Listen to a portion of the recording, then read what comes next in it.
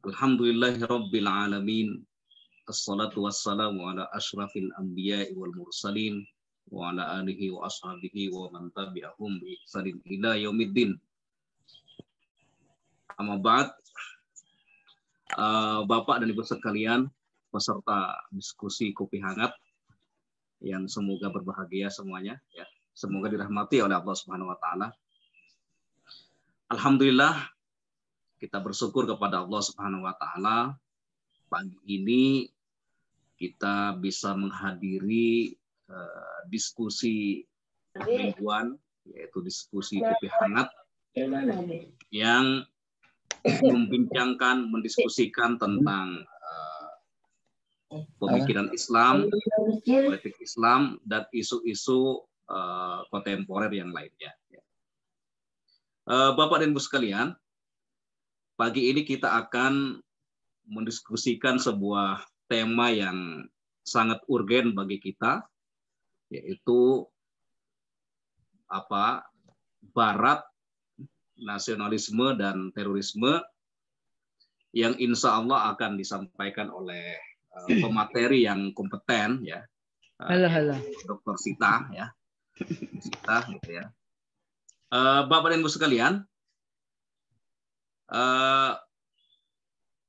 untuk tidak memperpanjang kalam ya, pertama kita awali pertemuan ini dengan bacaan basmalah.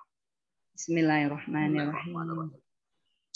Ya, sebelum diskusi dimulai, saya sebagai MC ya mengingatkan kepada semua Bapak dan Ibu sekalian bahwa forum kopi hangat ini adalah forum untuk semuanya, tidak berafiliasi kepada partai tertentu. Oleh karenanya kita berbicara secara umum ya, keilmuan, tidak berbicara terkait dengan partai atau kelompok tertentu gitu. Tapi kita berbicara secara umum untuk kemaslahatan umum dan seterusnya. Baik, Bapak dan Ibu sekalian, selanjutnya waktu saya berikan kepada Dr. Ika untuk menyampaikan materinya ya. Jazakallah khair. Jazakallah khair Mas Rahman. Auzubillahi minasyaitonirrajim. Bismillahirrahmanirrahim. Assalamualaikum warahmatullahi wabarakatuh. Alhamdulillah wassalatu wassalamu ala Rasulillah wa ala alihi wa mawalah. Bapak-bapak dan ibu-ibu peserta diskusi forum kopi hangat yang dirahmati Allah. Alhamdulillah wa syukurillah ala nikmatillah wa la haula wa la quwata illa billah. Puji syukur kehadirat Allah ilahi Robbi, kita bisa kembali menghidupkan forum diskusi ini setelah off pekan lalu. Mudah-mudahan terus berlangsung. Sebenarnya saya berbicara sebagai narasumber di sini bukan berarti tadi karena kompetensi atau apa, tapi karena walaupun anggota forum kopi hangat banyak, tapi kalau untuk jadi narasumber ini masih tunjuk-tunjukkan nih. Jadi bismillah, mudah-mudahan yang lain nanti bersedia untuk menjadi pemateri berikut, narasumber berikut. Amin ya robbal alamin.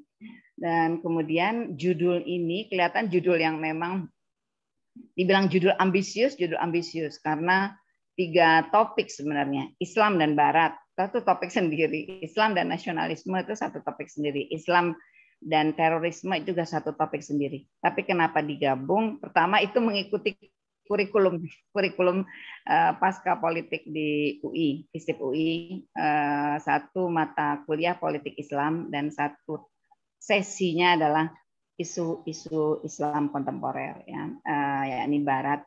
Jadi ini artinya sebuah introduction yang bisa di breakdown dan untuk diperdalam berbagian ya, Islam dan Barat, itu Islam versus Barat, kemudian Islam dan nasionalisme serta isu Islam terkait dengan terorisme ya. Ini tetap relevan karena memang masih tetap berjalan gitu, berlangsung fenomena ini.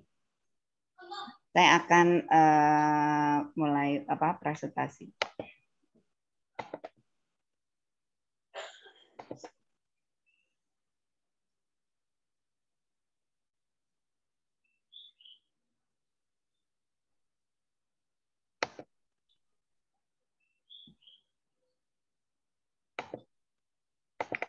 Ya, isu-isu Islam kontemporer artinya isu-isu yang tetap relevan gitu ya, tetap berkaitan langsung dengan kita saat ini ya.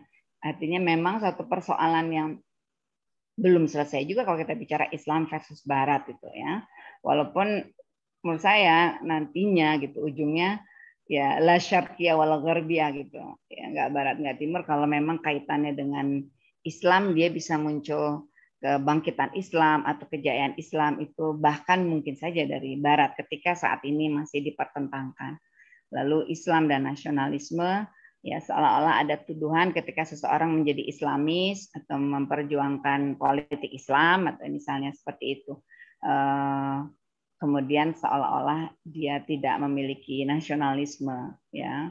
Tuduhannya adalah bahwa mereka kaitannya terutama Islam global, ya. Islam global dan artian ummah gitu. Mereka para pakar menyebutnya. Lalu Islam dan terorisme. Ya, suka nggak suka, pasti masih harus ada kaitan. Hanya sedikit pemimpin Barat seperti Perdana Menteri New Zealand yang cukup objektif ketika pelaku penembakan di masjid ya New Zealand itu tertangkap ya dan non Muslim, dia masih mengatakan ini adalah terorisme. Sebelumnya benar-benar double standard Barat. Kalau pelakunya Muslim, ini pasti Islamic terrorism. Kalau pelakunya non Muslim, ini psikopat kayak gitu ya. Jadi kita akan coba bahwa ini sebenarnya satu hal yang masih terus ada dalam konteks sekarang. Sekarang kita akan bicara yang nomor satu dulu, Islam versus Barat.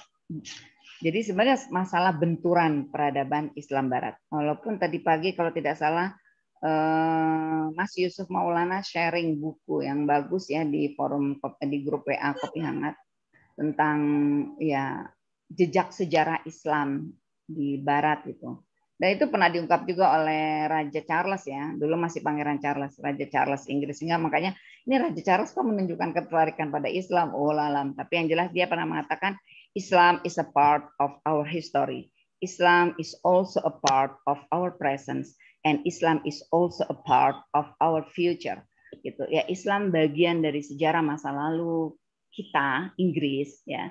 Islam adalah bagian dari masa kini Inggris dan Islam adalah bagian dari masa depan Inggris. Itu statement resmi beliau di satu pertemuan ya, resmi juga. Jadi untuk menunjukkan memang di antara negara-negara Eropa yang paling friendly ya, ini adalah UK terhadap Islam. Yang paling kuat Islamofobianya adalah Prancis ya. Nah, jadi kalau kita bicara tadi Islam versus Barat, benturan ini gitu. Jadi sesuatu yang bisa jadi kalau di buku tadi itu disebutkan dari sekilas judulnya bicara tentang persentuhan pada perang salib dan seterusnya. Jadi kalau ilmuwan-ilmuwan yang cukup objektif akan mengakui bahwa ada jejak kontribusi Islam di setiap fase gitu. Fase perkembangan peradaban Barat. Ya, kalau Samuel Huntington kan menyebut ada 9 ya peradaban dunia, peradaban mayor dunia. Selain peradaban China, Amerika Latin, kemudian Eropa, dia juga menyebut peradaban Hindu, peradaban Buddha, peradaban Islam, peradaban Kristen. Ya. Jadi dianggap satu peradaban sendiri yang terkait dengan agama. Kalau kita melihat tadi bahwa ternyata dalam persentuhan di perang salib mereka mengakui saat itu Eropa yaitu Barat, Eropa dan Amerika berada pada masa kelam Dark Ages, abad ke-8. Yang mereka itu takhayul angka 13 itu ya dari Barat gitu. Ya, mereka pesawat nggak ada kursi nomor 13, hotel juga nggak ada kamar nomor 13. Itu bawaan dari masa abad pertengahan gitu ya, abad pertengahan. Juga bahwa mereka pernah istilahnya melakukan operasi tanpa anestesi dan seterusnya. Maka kemudian persentuhan dengan dunia Islam menurut Muhammad Qutb dalam buku yang diterjemahkan Jahiliyah abad modern atau Jahiliyah abad 20, kontribusi Islam yang terutama adalah dalam metodologi ilmiah ya dan ilmu pengetahuan. Di antaranya perkembangan dalam ilmu kedokteran, ilmu medis, ya, dengan Ibnu Sina. Mereka menyebutnya Avicena. Juga dalam ilmu matematika mereka ya Averroes, ya, Aljabar, dan seterusnya dan seterusnya. Tetapi tadi tentu saja Barat tidak mau mengakui, dan kita berada di satu situasi yang dunia Islam sendiri kadang-kadang memiliki kalau bahasa Belandanya minderwadah, ya, istilahnya nggak confident gitu untuk menghadapi Barat. Jadi sekarang merasa bahwa peradaban Barat itu lebih unggul, padahal ya ada siklus dari peradaban itu, ya, berjaya dan punahnya satu peradaban. Dan saat ini Eropa juga mengalami satu fase yang berat, ya, satu fase yang berat di mana resesi, kemudian mereka juga pertumbuhan penduduknya zero growth population, hampir mendekati nol angka pertumbuhan, sehingga memberi kesempatan para migran notabene Muslim leluasa untuk ya menambah jumlah populasi. Dalam hadis Rasulullah Muhammad SAW, Rasulullah memberikan prediksi gitu, ya, memberikan gambaran atau nubuat di masa mendatang. Yushikul umamu an tada'a alaikum kama tada'al aqilata ila qas'atiha. Wa qala qailun aw min kilati nahnu yawma idzin qala sallallahu alaihi wasallam bal antum yawma idzin kafirun walakinnakum gusa'an kagusai saya walin zi anallaha fi suduri aduikumul mahabbata minkum wala yakzifana fi qulubikumul wahan. Wa qala qailun wa mal wahan qala sallallahu alaihi wasallam hubud dunya wa karahiyatul maut. Hadis ini sangat populer dan banyak dari kita yang menghafal, ya, hadis ini. Ini menjadi prediktor gitu tentang kondisi yang akan terjadi jauh dari masa Rasulullah Sallallahu Alaihi Wasallam, ya. Jadi hadis riwayat Abu Daud itu bahwa Rasulullah mengatakan kalian nanti akan diperebutkan oleh musuh-musuh kalian seperti binatang, seperti makanan yang lezat diperebutkan binatang yang rakus. Apakah jumlah kami sangat sedikit ya Rasulullah? Jumlah kalian sangat banyak. Sekarang ini kita hampir 2 miliar, ya, jadi 1,8 miliar. Dan kemudian tapi musuh tidak lagi segan pada kalian gitu, dan kalian mengidap penyakit wahan. Apa itu wahan ya Rasulullah? Cinta dunia dan takut mati. Jadi nubuat ini menunjukkan bahwa kita harus prepare gitu, ya, warning dari Rasulullah ini bahwa umat Islam satu saat ya tidak memiliki izzah gitu, dignity, tidak memiliki. Ya kalau kita lihat ada kesenjangan yang sangat kalau kita klik, ya, tulis searching 10 negara terkaya di dunia gitu. Ya muncul 1-2 negara Arab, ya, seperti Uni Emirat, ya. Tapi 10 negara termiskin negara-negara Muslim semua gitu, ya, yang mayoritas populasinya Muslim. Menunjukkan ya tadi tidak adanya katakanlah solidaritas gitu di antara negeri-negeri Muslim. Ukhuwah itu belum itu menjadi satu hal yang konkret.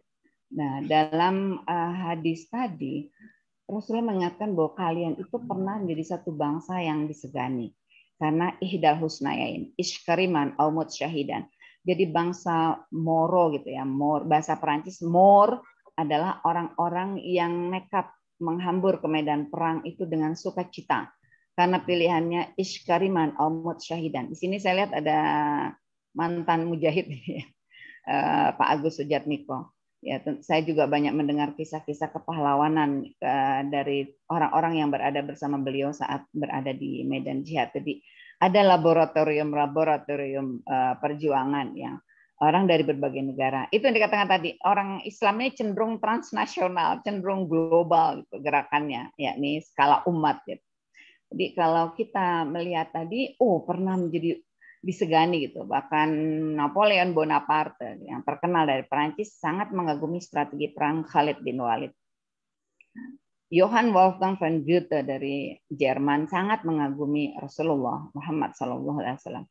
Ya, dan mereka sebenarnya mengakui bahwa Islam itu dengan mereka menerjemahkan buku-buku filsafat, ya, dari pemikir-pemikir Muslim, ilmuwan-ilmuwan politik Muslim, Ibnu Khaldun, ya, Al-Farabi, ya, kemudian juga yang berikut-berikutnya Ibnu Qayyim Al-Jauziyah. Mereka kemudian mendapatkan pencerahan gitu, ya. Jadi mereka butuh yaitu Barat, tapi mereka tidak henti-hentinya juga untuk mendiskreditkan Islam seperti itu, ya. Nah, sementara di kitanya sendiri terjadi juga bahwa kita istilahnya tidak berkualitas. Saat ini mengalami penurunan kualitas dibandingkan masa-masa kejayaan di masa dinasti Abbasiyah, terutama kemudian dinasti Utsmaniyah. Ya, sekarang ini mengalami penurunan dari segi kualitas. Mungkin ada satu hal yang ironi gitu. Pada saat di Barat, ya, sedang contohnya di Amerika, ada senator yang kemudian mengucapkan ujaran-ujaran kebencian terhadap Islam, maka kemudian seorang senator Muslim ya memperjuangkan undang-undang yang isinya akan menghukum orang yang mengeluarkan hate speech atau ujaran kebencian terhadap Islam. Kita melihat satu hal yang lain dan kita melihat korban 153-an orang yang tewas dalam pesta Halloween ya di Korea Selatan. Itu kan satu hal yang aneh. Orang Korea Selatan itu kebanyakan ateis ya, tidak beragama. Karena agama yang lama sudah ditinggalkan, mereka Kristennya juga Kristen tradisi saja, Natal dan seterusnya. Tapi juga ikut-ikutan Halloween itu juga adalah bagian dari mereka, pokoknya ikut apa yang keren gitu dari Barat. Oh iya gitu, astagfirullahnya gitu.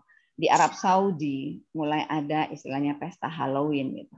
Jadi itu satu hal yang memberi kita keprihatinan tentang tadi prediksi Rasulullah. Gitu. Bahwa musuh tidak lagi segan pada umat Islam, karena umat Islam sendiri di satu segi tadi Barat masih terus katakanlah tadi ya ada banyak kebencian terhadap Islam, kecemburuan, jealousy terhadap Islam.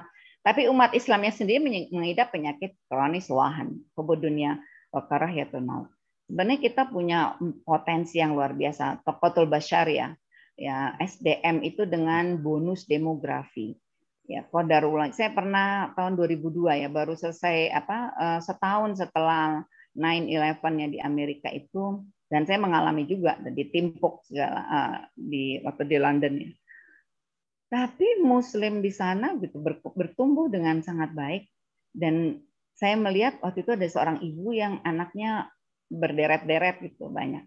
Saya tanya sama teman saya yang di Inggris, itu wanita apa gitu, wanita mana gitu. Yahudi Mbak katanya. Orang Yahudi itu sengaja banget memperbanyak populasi buat ngimbangin umat Islam, tapi nggak bisa-bisa gitu. Umat Islam itu terus bergerak ke angka 2 miliar. Orang Yahudi itu masih di bawah 100 juta saja. Karena orang yang masuk ke dalam agama Yahudi, dia agama tertutup. Mungkin jarang yang keluar dari Yahudi, tapi jarang juga yang masuk ke dalam agama Yahudi. Gitu. Jadi walaupun mereka berusaha memperbanyak populasi, sulit. Yang kedua adalah tokotul aqaid, ya, sumber daya alam. Bahkan di negeri seperti Rusia, yang mereka kan kaya dengan gas, minyak bumi, Rusia tuh ya. Itu di daerah-daerah Muslim. Uzbekistan, Tajikistan, Kazakhstan, seperti itu. Ya, dan kemudian kita juga punya kelebihan adalah tokotul aqaid, agama Islam ini, akidah ya, yang dikatakan oleh Ernest Gellner, satu-satunya ajaran yang modernizable tanpa merubah doktrin asasinya adalah Islam katanya. Ini seorang orientalis yang objektif. Satu-satunya ajaran, ideologi atau agama yang menurut dia ya bisa dimuasirahkan, bisa sesuai dengan konteks perkembangan zaman, tapi tidak merubah jati dirinya gitu. Konsep asasinya yakni tauhid adalah Islam menurut Ernest Gellner ya. Jadi itu satu potensi, dan agama ini disebut agama yang emerging gitu, agama yang bertumbuh.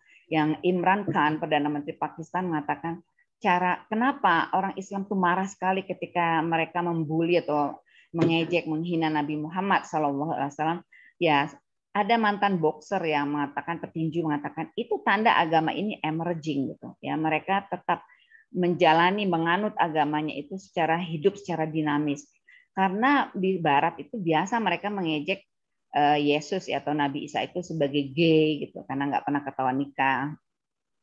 Pokoknya segala ejekan-ejekan terhadap ini mereka anggap biasa saja kayak gitu.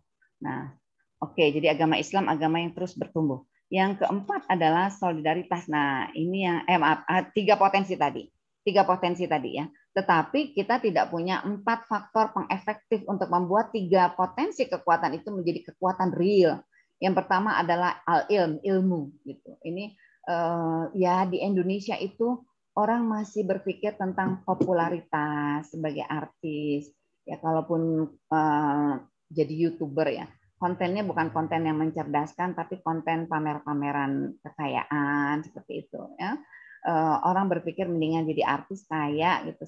Sekali ini mereka bisa penghasilan besar. Sementara kalau jadi ilmuwan itu pasti susah lah hidupnya gitu. Ada teman saya sekolah di Jerman hampir 10 tahun magna cum laude itu, di atas summa cum laude itu.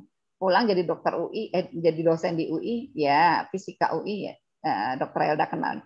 Ya kehidupannya sangat-sangat sederhana. Jadi orang berpikir buat apa ya jadi ilmuwan. Nah, akhirnya mereka tidak berminat untuk mengembangkan ilmu pengetahuan. Padahal banyak orang pintar di ITB, di UI dan banyak kampus lain, tapi apresiasi dari ya government untuk mengembangkan katakanlah penelitian, mengapresiasi penelitian mereka, lalu invention, penemuan-penemuan mereka itu kurang.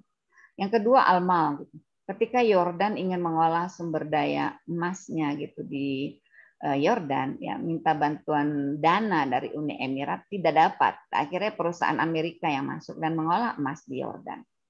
Ini sekaligus menunjukkan kelemahan yang berikutnya, solidaritas Islam yang sangat lemah. Jadi al-ilm, al-mal, al-quwah, ya. Al-quwah dan juga tadi solidaritas Islam, militer, kekuatan militer. Kenapa Turki masih dipertimbangkan gitu di Eropa walaupun dia tidak diterima menjadi anggota Uni Eropa, hanya mitra kehormatan Uni Eropa? Karena kalau mereka mau terang-terangan transparan, alasan mereka bersatu di Uni Eropa selain untuk mengimbangi Amerika, ya adalah juga karena mereka disatukan oleh filsafat Yunani, politik Romawi, dan agama Masehi. Dan tiga-tiganya itu tidak ada pada Turki. Tetapi Turki disegani di NATO, ya karena memang kekuatan militer Turki nomor 2 atau nomor 3 di NATO. Nah, tetapi itu tidak berlaku di negeri-negeri Muslim lain. Kita mungkin ingat bagaimana Kuwait dianeksasi oleh Irak hanya dalam tempo 3 jam di tahun 1990-an awal. Ya, oke. Nah, setelah dinasti Turki Utsmani runtuh, ya Ottoman Empire runtuh, atau khilafah Turki Utsmani runtuh, ya khilafah kemudian empire, imperium atau dinasti atau kerajaan itu sama istilah saja. What is in the name gitu ya, ma makna asma. Tapi katakanlah satu kekuatan yang mungkin semacam federasi dari negeri-negeri Muslim runtuh, maka kemudian tidak ada kayak seperti Uni Eropa itu kan sebenarnya khilafah Uruba gitu. Mereka ingin contoh ya negara Yunani kolaps ekonomi, maka parlemen Uni Eropa segera meminta agar Belanda dan Jerman yang waktu itu kuat ekonomi, sekarang juga mulai resesi nih Jerman sama Belanda, membantu Yunani seperti itu. Ya, kemudian juga di dunia Islam hanya sedikit pemimpin di dunia Islam yang berusaha terus tampil membela umat Islam yang tertindas, Muslim Uighur, Muslim di di negeri-negeri muslimah tertindas, Yaman dan seterusnya. Fenomena Islamofobia ini merebak saat ini terutama menjadi lebih gencar di abad 21 karena kemenangan tokoh-tokoh kanan jauh gitu, di Eropa, ya di negara-negara Eropa seperti Prancis, ya kemudian Italia, ya, dan di lain mereka ideologinya kanan jauh. Kalau kanan jauh mereka itu cenderung chauvinis, cenderung ultranasionalis. Dan kalau udah ultranasionalis mereka anti migran dan terutama migran Muslim. Pernah ada satu diskusi yang hangat ya tentang kebencian orang Jerman pada Turki yang menjadi migran terbesar di Jerman. Nah itu ini penyebab Arbeitslosigkeit, pengangguran di Jerman ini orang Turki nih gitu ya. Dan tapi ada kendala memang, karena kita harus introspeksi. Problemnya orang Turki itu nggak mau belajar bahasa Jerman walaupun udah ada 5 jutaan orang Turki di Jerman. Artinya harusnya juga mau untuk belajar bahasa Jerman supaya mereka bisa ya menampilkan, merepresentasikan atau menerangkan diri mereka seperti itu. Nah, tapi ternyata ketika dalam diskusi itu ketahuan ternyata penyebab pengangguran di Jerman itu bukan orang Turki karena migran Turki itu nggak jadi PNS kayak ASN di Indonesia, nggak juga militer, nggak juga masuk di DPR-nya, mereka entrepreneurship gitu. justru yang membantu menghidupkan ekonomi Jerman gitu, dengan entrepreneurship mereka menjadi pengusaha-pengusaha. Lalu pekerja-pekerja kasar yang orang Jerman nggak mau ngerjain bersihin jalanan atau apa gitu ya. Nah, mereka lebih mau jadi pengangguran, lalu menunggu Arbeitslosgeld gitu, uang tunjangan pengangguran. Jadi sebenarnya problem Islam versus Barat itu multidimensional. Kalau dibilang semata-mata karena faktor agama Islam gitu yang versus mereka Nasrani atau Masehi, enggak juga gitu, karena ada banyak alasan lainnya ya.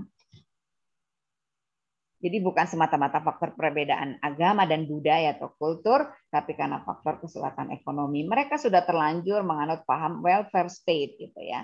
Welfare state itu memberikan tunjangan pengangguran, ibu rumah tangga, manula. Karena apa? Itu tanggung jawab negara. Kalau negara nggak berhasil memberikan lapangan pekerjaan, maka mereka harus menanggung. Masalahnya pajaknya itu besar banget, 40%. Jadi kalau mereka mengaku agamanya Kristen, mereka harus auto debit lagi 10% buat gereja. Jadi banyak mereka yang menulis ateis di KTP-nya, supaya nggak auto debit 10%. Pajak 40% ini memang akan kemudian nanti diberikan kepada tadi pengangguran, ya, ibu rumah tangga, sekolah, dan seterusnya, anak-anak sekolah. Tapi problemnya angkatan mudanya kan sangat menurun karena tadi hampir mendekati zero growth population. Jadi ternyata migran Muslim itu justru yang membantu ekonomi itu tetap survive dengan entrepreneurship-nya. Gitu. Jadi maka mulailah justru waktu di Inggris itu saya ke rumah adik saya yang ngontrak sama landlordnya, housemeisternya, tuan rumahnya, induk semangnya itu adalah orang Pakistan yang sudah 6 generasi di Inggris. Mereka punya rumah kontrakan banyak kayak orang Betawi gitu ya di Jakarta. Nah, jadi ada kecemburuan sosial. Apa nih migran malah kaya nih dan seterusnya ya. Jadi terjadi krisis ekonomi dan seterusnya.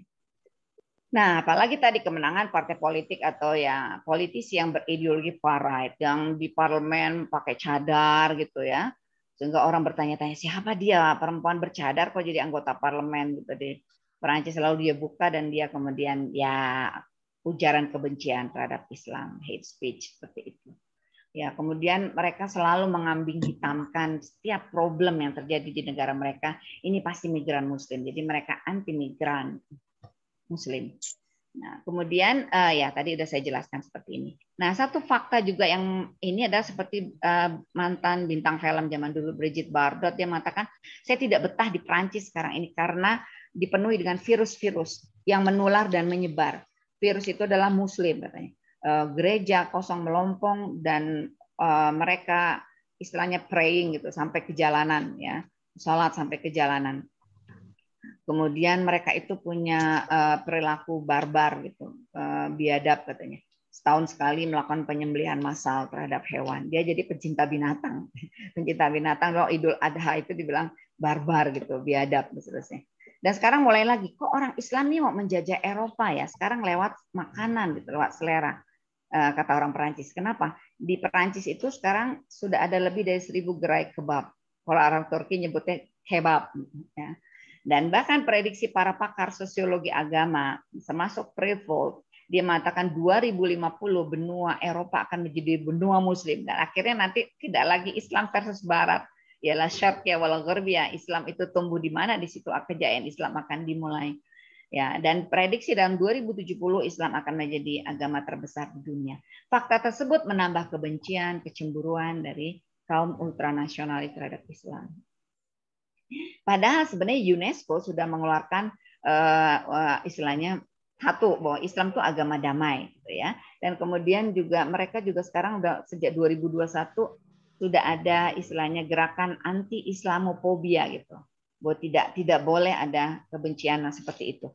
Saya mau buka satu lagi. Di sini buka video. Selama ini Barat memang memberikan standar ganda. Tadi sudah saya jelaskan. Ya, Greg Valley dan Babelo mengutip tesis Samuel Huntington. Bahwa dia mengatakan yang cukup relevan untuk katakanlah menandingi peradaban Barat adalah dari 7 peradaban mayor itu adalah Islam. Jadi sekarang ini lebih menurut dia benturan antar budaya. Tidak ada lagi perang dingin antara Amerika dengan Uni Soviet. Maka dia bilang perang dingin itu adalah antara Islam dengan Barat. Jadi sebenarnya terjadi upaya untuk menyebarkan kulturnya masing-masing gitu ya. Oke. John Esposito juga mengatakan, profesor dari Amerika yang cukup objektif, agar Barat melakukan otokritik gitu. Ini ada buku-bukunya. Otokritik karena mereka selalu standar ganda. Jadi mereka ya sok-sok menilai buruk negara yang tidak melakukan demokrasi seperti mungkin China dan lainnya. Tetapi mereka tidak menghendaki demokrasi itu ada di Saudi Arabia gitu. Nggak kebayang oleh kita pilkada pemilihan kepala daerah Madinah atau kepala daerah Mekah atau apa. Jadi ada daerah-daerah yang dia Barat itu tanda kutip upayakan untuk tidak terjadi demokratisasi. Sehingga mereka yang memadamkan Arab Spring dengan menyebutnya sekarang Arab Winter, sudah lagi nggak Spring gitu ya. Jadi itu ironisnya. Ini John L. Esposito, profesor Amerika, cukup objektif gitu ya, cukup objektif ketika pidato di FISIP UI, American Studium General. Dia mengatakan, I have many Muslim students. I like them, and they also like me. But I know at the same time they think I will go to the hell because I'm kufar gitu. Jadi dia bilang, aku tahu loh yang ada di isi kepala kalian ya, walaupun kalian bilang suka aku, kalian pasti bilang aku akan ke neraka karena aku kufar gitu ya. Tapi dengan candaan, dengan ketawa. Sebaliknya orang Islam mengatakan, aku juga tahu kalian menganggap kami domba-domba sesat gitu ya, dan seterusnya. Kalian anak-anak Tuhan. Nah, sekarang saya oke, ini udah selesai ya, insya Allah seperti itu. Sekarang faktanya gimana nih? Sekarang Islam itu tadi menurut mereka Islam menjajahnya dengan soft power nih, bukan dengan kan tadi ya Islam memborok Barat, konflik atau benturan peradaban. Itu bukunya banyak tentang Islam versus Barat. Tapi faktanya ada kota di Amerika Serikat yang tadinya ditempati oleh migran asal Polandia, bahkan paus ya, salah satu paus dari Polandia, Pope Park gitu ya, Wojtyła itu, paus Wojtyła itu dari kota ini gitu, di dekat Detroit ya, penghasil mobil dulu sempat menjadi penghasil mobil. Itu awalnya semua orang dari Polandia, migran. Tapi kemudian kemarin 2 Januari gitu 2021 untuk pertama kalinya terpilih wali kota Muslim dan dewan kotanya Muslim semua. Jadi dikatakan bahwa dia menjadi pemimpin Amerika non Polandia yang pertama dalam sejarah kota itu. Ketika ada kekhawatiran, wah nanti kita disuruh perempuan-perempuannya disuruh pakai cadar, disuruh pakai ini, ditegaskan oleh wali kotanya, kami sangat menghargai ajaran Islam, ajaran kami, tapi kami tidak akan memaksakannya gitu pada orang lain, termasuk pada rakyat dari kota Hamster ini, ya. Jadi ini dia dari Yaman. Oke, yang kedua di Belanda, wali kota Rotterdam. Juga ini Muslim ini kemarin berkunjung ke Jakarta ya dengan Pak Anies tuh, ketemu dengan Pak Anies. Dia keturunan Maroko. Jadi memang kalau kita misalnya ke Belanda banyak banget turunan Maroko, Tunisia gitu ya. Tadi di Amerika turunan Yaman. Jadi migran-migran dari negeri-negeri Muslim yang alhamdulillah mereka tetap memegang agamanya gitu ya, teguh agamanya, dan kemudian mereka melalui jalur ini nih, jalur politik gitu. Jadi dianggap Islam nih mau menguasai Barat bukan dengan hard power, dengan pedang lagi seperti dulu, tapi dengan soft power gitu. Mereka masuk ke politik, mereka menjadi politisi, mereka jadi senator di Amerika, ngegolin undang-undang anti Islamofobia gitu. Jadi wali kota di Rotterdam, jadi wali kota di London. Ini wali kota London dari asalnya dia dari ini Khan, Pakistan. Ya, jadi seperti itu.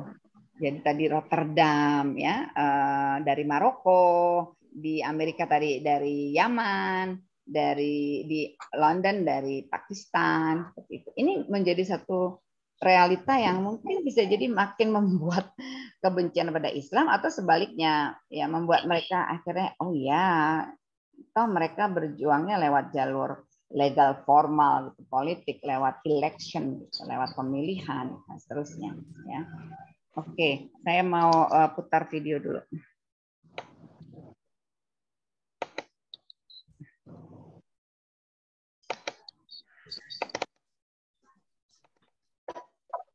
Ini dulu nih.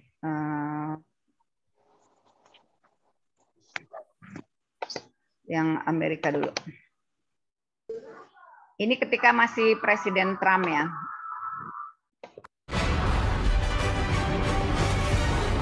President Trump outlining his vision for America with a strong pledge to our nation's heroes. First, Trump bicara tentang untuk apa? Dia bilang gitu ya. My job is not to represent the world. Saya nggak peduli gitu. Saya bukan representasi dunia. Saya representasi Amerika. Let's make Amerika great again. Gitu. Pengen Amerika jadi superpower lagi lah, ya. Menolong veteran perang. Perangnya padahal di perang negara-negara Muslim gitu ya. Membangun militer dan seterusnya. Nah, di 944 saya catat supaya ini langsung ke bagiannya. Di 944 dia bicara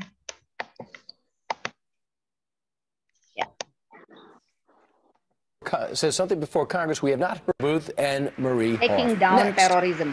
Then Abby Huntsman's having breakfast with friends in Virginia, asking the voters what they thought about the president's address to Congress. Have a little something about that. Look at that, Fox and Friends is on the menu board. She's wearing plaid. We're all across the map. Congress, we have not heard from a command. Strong measures to protect our nation from radical Islamic terrorism. Beda sekali dengan Obama. Obama tidak pernah mengaitkan ya, berusaha keras dibanding sebelumnya Bush ya, George Bush.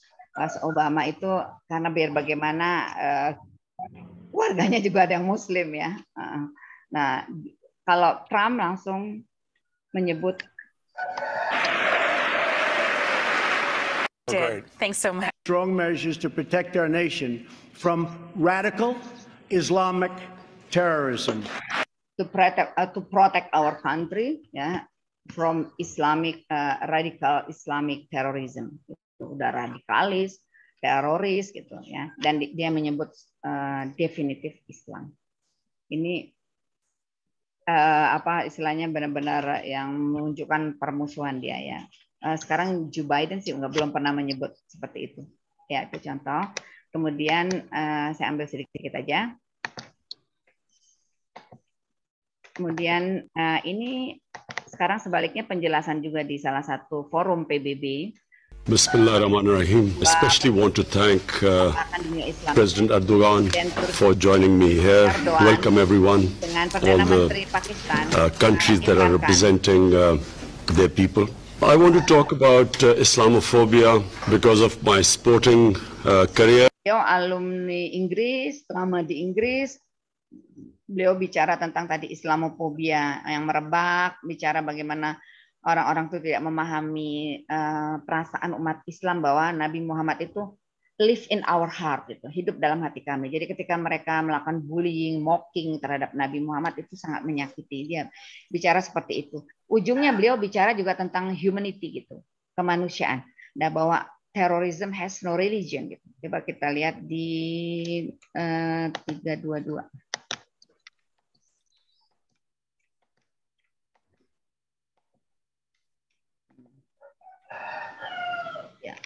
Constantly, and even now, we keep hearing about radical Islam.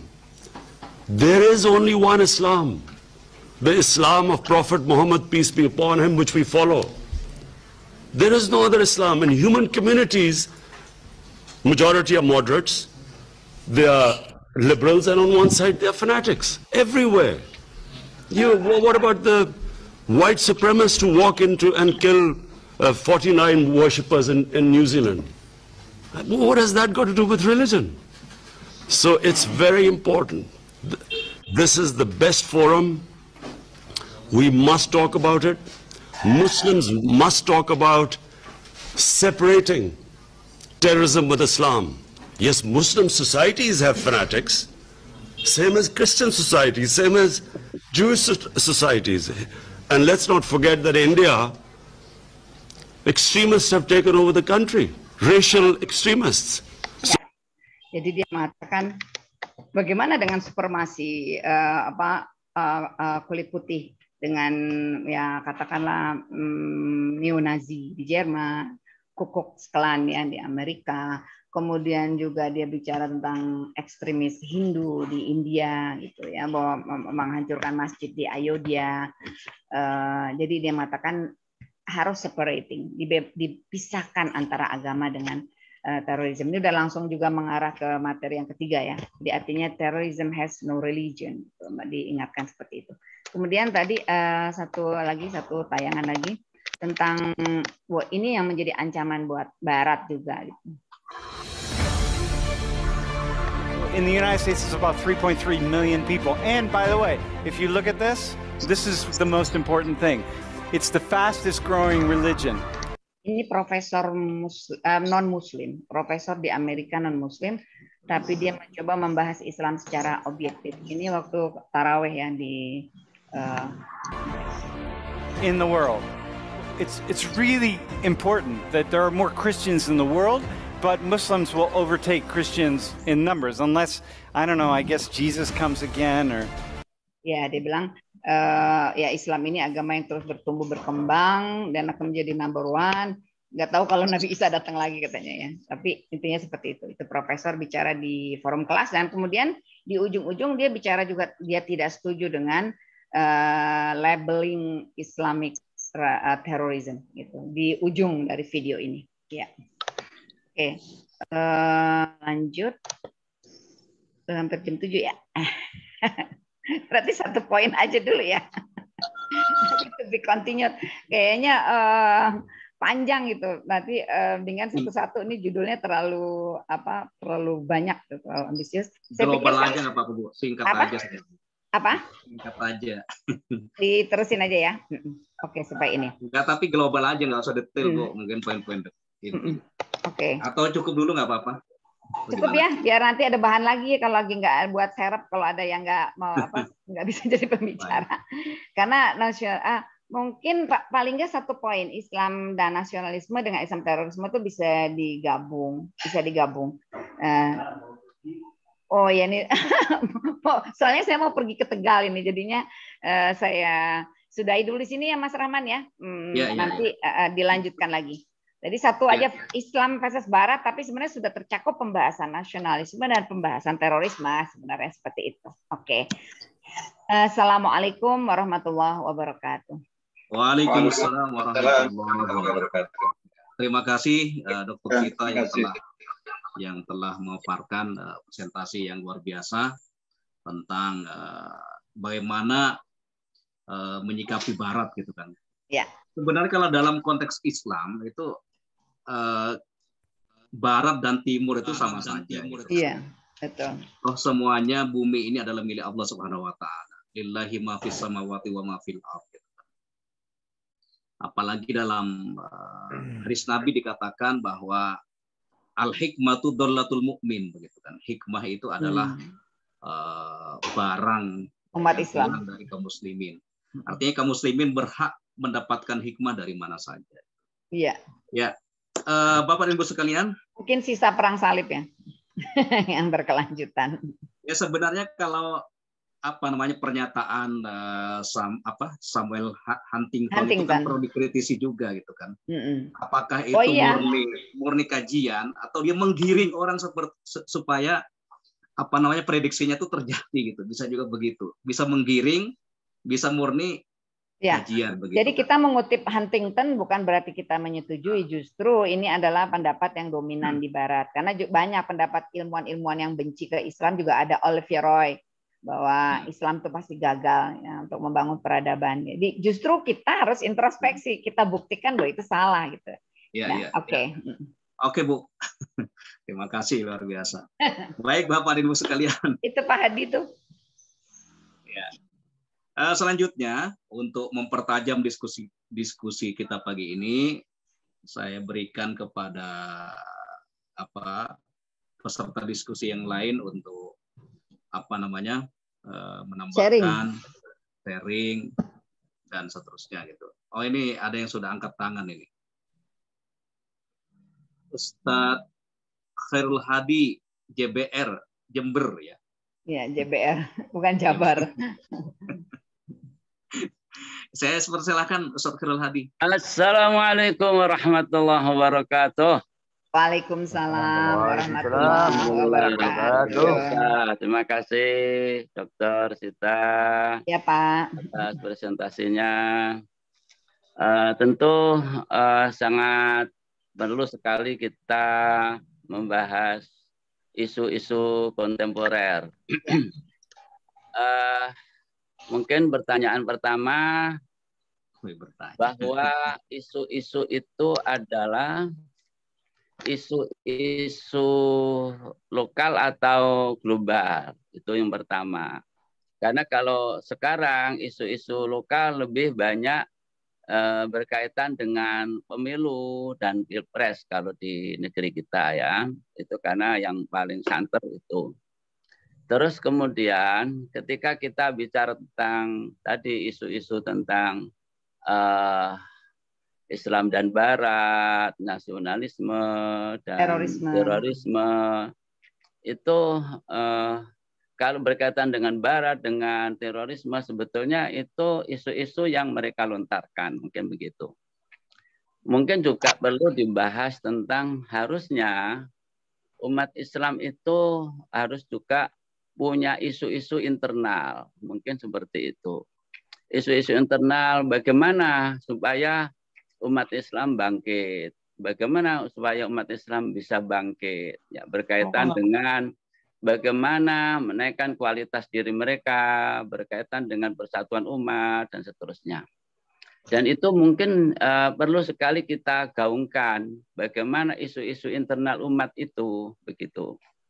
Bahwa hal-hal yang tidak perlu, umpamanya kita mengikuti irama isu yang mereka lontarkan, sehingga kita jangan sampai berjoget atas genderang mereka, supaya kita juga punya isu-isu internal umat.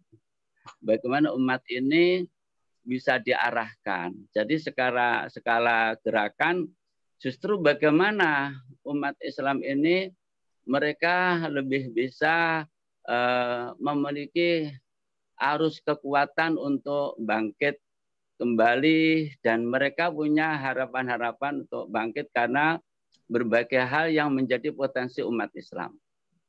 Saya kira itu utamanya, bahwa kita jangan sampai terbawa oleh isu-isu mereka, tetapi kita juga buat isu-isu yang menjadi isu-isu internal, tetapi menjadi isu dunia untuk bagaimana kebangkitan umat. Oke. Saya kira itu secara umum. Maaf saya juga siap-siap ini mau berangkat ini. Barakallahu fikum. Assalamualaikum. Ya, habis nanya pergi Pak Hadi ya. Oke. Tidak pergi, siap-siap saja saya. Oh iya. Saya jawab ya Mas Rahman. Iya, setuju. Terima kasih. Iya, oke. Langsung ditanggapi ya. Langsung tanggapi. Nanti lupa. Saya setuju Pak Hadi. Bahwa kita juga jangan hanya semata-mata reaktif atau bersikap reaksioner gitu. Tapi kita yang kemudian istilahnya menggaungkan isu-isu. Nah, ada pertemuan generasi muda di Turki ya waktu itu membahas tentang bagaimana menghadapi Islamofobia. Jadi bukan semata-mata katakanlah itu isu dari Barat ya, itu udah menjadi isu global. Jadi dari satu segi kita juga harus mengikuti isu-isu yang sedang mendunia gitu ya. Dan satu fakta realistis, kita mungkin seolah-olah tidak mengalami, tapi sebenarnya mengalami gitu ya, mengalami bagaimana misalnya antipatinya begitu ada muncul perda syariah gitu, maka harus diganti nama dan seterusnya. Jadi itu satu hal yang ironis sebenarnya. Terjadinya mulai munculnya Islamofobia di negara yang justru mayoritas Muslim gitu. Itu juga satu hal yang bahwa isu ini memang ada di berbagai, apalagi di negara Eropa atau Amerika di mana Islam masih menjadi minoritas. Tapi saya melihat mereka bagus ya berjuangnya, seperti tadi ketika ada ujaran kebencian di parlemen, maka berjuangnya lewat jalur legal formal, menggolkan undang-undang dan gol sah gitu ya, di itu bahwa undang-undang anti ujaran kebencian itu bukan hanya kepada Islam. Kalau Yahudi itu mereka memang kuat ya di Amerika dan seterusnya. Contoh Holocaust. Holocaust itu ada profesor di Amerika yang mengatakan bahwa itu adalah halu gitu, istilah anak muda sekarang, halunya Yahudi, bahwa mereka tuh korban di Nazi gitu. Jadi sebenarnya pemimpin Yahudi itu ada membiarkan, ya playing victim gitu ya, mereka ada pembiaran yang kemudian judulnya itu menjadi bahan dagangan mereka, karena kemudian mereka habis itu oleh Inggris ya yang merebut Lord Allenby yang merebut dari Palestina dari Turki Utsmani, itu kan diberikan gitu ke Yahudi dengan jualan Holocaust itu, pembantaian 6 juta orang ini. Jadi artinya mereka punya yang mereka mau dirayain terus itu Holocaust tiap tahun. Tapi sekarang udah mulai ada apa perlu relevan tetap dirayakan. Nah, contoh nih Pak. Jadi betapa walaupun ini isu global, kita harus think globally, act locally. Memang akhirnya actionnya lokal dan dari kita umat Islam. Contoh ketika di negara bagian New York ada seorang anak yang sedih karena tidak bisa sholat Idul Fitri ya, karena tidak libur, dia harus ujian ke sekolah, tapi dia pengen sholat Id. Maka kemudian Imam Samsi Ali yang waktu itu menjadi imam masjid di New York bersama teman-teman melakukan upaya petisi gitu dari masyarakat dan mengajukan itu ke parlemen. Goal ya, goalnya karena hari raya yang Yahudi yang libur tuh banyak banget gitu. Tapi orang Islam untuk Idul Fitri aja harus berjuang luar biasa.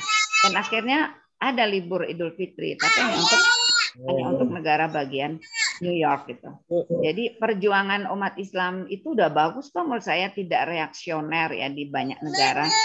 Melalui tadi tahu-tahu jadi wali kota Rotterdam, wali kota London, paling tidak bukan berarti mereka akan melakukan Islamisasi, mereka menegaskan itu. Tapi artinya paling tidak mereka menghilangkan image bahwa Islam itu adalah kekerasan, bahwa Islam itu adalah melalui tindakan militer ya, kudeta dan seterusnya. Nah, jadi seperti itu, walaupun itu isu global, kita tetap harus punya juga wawasan global ya, apalagi katanya ingin menjadikan Islam salah satu kekuatan, atau Indonesia yang mayoritas Muslim itu menjadi salah satu kekuatan di dunia ya, selain Uni Eropa, Amerika, Soviet, China seperti itu. Jadi saya pikir tetap ada relevansinya dengan kita, karena paling tidak kita punya frame ya, bingkai berpikir yang skala global, terlibat dalam katakanlah perjuangan umat Islam di dunia, di berbagai negara yang problemnya beda-beda. Ketika mereka minoritas, untuk sholat Id aja susah ya, karena tidak libur, sehingga anak itu menangis, dan tapi membuat lahirnya istilahnya hari libur Idul Fitri untuk umat Islam. Sementara Yahudi liburnya banyak banget ya. Nah kemudian saya setuju juga dengan Pak Hadi mengatakan kita bikin dong isu-isu ya, yang dari umat Islam, ada humanity, kemanusiaan. Misalnya ternyata yang memperjuangkan Palestina sekarang bukan hanya umat Islam, tapi juga umat Nasrani ya.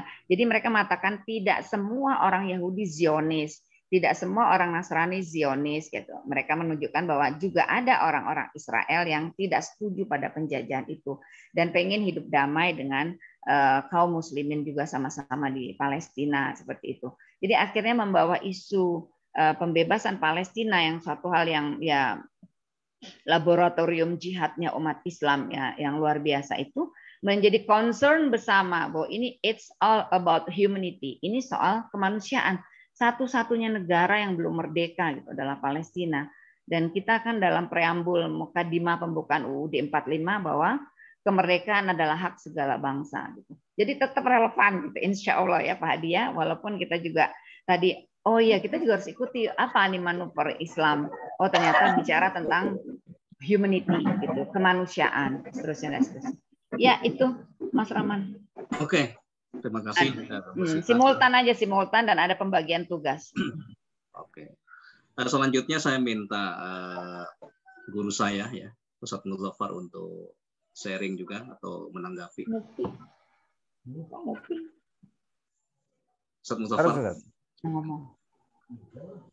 Baik, insya Allah yang lainnya banyak juga yang ingin sharing.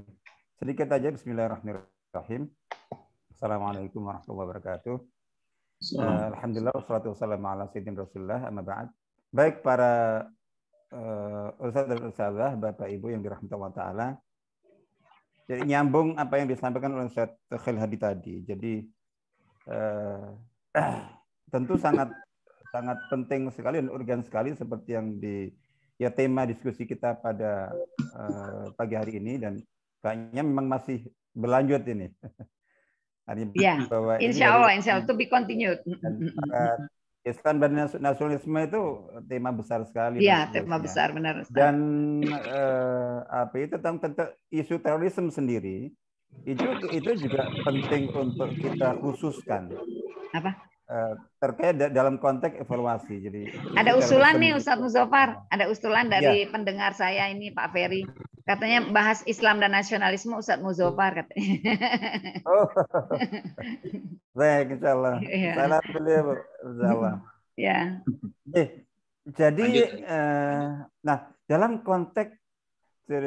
konteks evaluasi itu yang terpenting dan perlu kita tegaskan, dan saya kira ini juga yang dimaksud oleh Ustaz Khairil Hadi tadi itu adalah bahwa kita mengevaluasi tentang pijakan kita, orientasi dasar kita, sudut pandang kita. Jadi ini tema-tema yang sangat banyak ini itu yang sering terjadi, dan mungkin itu yang belum bahasakan kita menari di atas gendang atau genderang orang lain itu karena kita tidak punya pijakan sikap yang jelas, ya, yang proporsional. Jadi begitu, artinya bahwa ketika kita punya pijakan sikap yang benar, jelas, dan proporsional, itu terus kemudian kita butuh untuk menyikapi berbagai isu yang dimunculkan siapapun, itu tidak masalah dan bahkan itu sangat penting. Jadi gitu. Jadi yang masalah itu bukan kita mengangkat isu yang diangkat si A, si B, si C, tapi pijakan kita, dan insya Allah kita sendiri sudah berangkat dari situ yang paling utama. Nah, dalam konteks ini seperti contoh ya, mereka tentu mengusung betul kecil-kecil segini itu sebagai salah satu terus terang saja bagi mereka yang memang di posisi musuh, mereka akan menggunakan cara dan wasilah apapun, salah satunya dengan karena mereka punya kuasa, mereka punya media, jadi gitu. Jadi mereka memframing apa saja, ya itu harus kita pahami, itu artinya bahwa bagi mereka yang memang bagi mereka yang memang di posisi musuh memusuhi, itu kita harus memahami, ya memang itu sudah jamaknya. Kalau musuh nggak memusuhi itu yang justru aneh gitu. Jadi kalau dalam permainan bola ini klub lawan tidak mengarahkan tendangan bolanya ke gawang klub kita, itu malah aneh, dilempari botol sama penonton nanti. Apalagi memasukkan bola ke gawangnya sendiri. Nah, saya kira ini pola pikir seperti ini. Nah, di antara dasar-dasar itu yang pertama itu saya selalu berbicara dalam menyikapi segala hal itu kita ini duat qabla kulli syai. Setelah kita muslimun mukminun, ya, kita ini adalah pendakwah. Menyikapi apapun dan siapapun itu dengan pijakan sikap dakwah. Jadi, nah, ketika kita sikapi dengan sikap dakwah, ya seperti para nabi dan juga Nabi Muhammad SAW, itu Abu Jahal, Abu Lahab, jadi dan semua abu-abu yang lainnya, Nabi Musa alaihissalam menyikapi Fir'aun, Haman, Qarun, itu dengan sikap dakwah. Dan kalau kita bandingkan permusuhan yang ada sekarang dengan permusuhan yang diterima oleh para nabi alaihissalam dari kaumnya, itu ya coba sekarang khususnya selain dari permusuhan ini umat, ya, kaum Nabi Muhammad SAW. Jadi yang dibawa itu yang diterima oleh Nabi Nuh dari umatnya itu kayak apa gitu. Jadi, nah, artinya, tapi tadi itu karena memang, saya itu diutus oleh Allah itu untuk mendakwai mereka, jadi gitu. Nah, jadi artinya bahwa ketika kita sikapi dengan sikap dakwah, ya terus kemudian kita tambahkan dengan sudut pandang dan sikap dasar itu bagian dari sunatullah. Jadi ini kan perang eksistensi ya.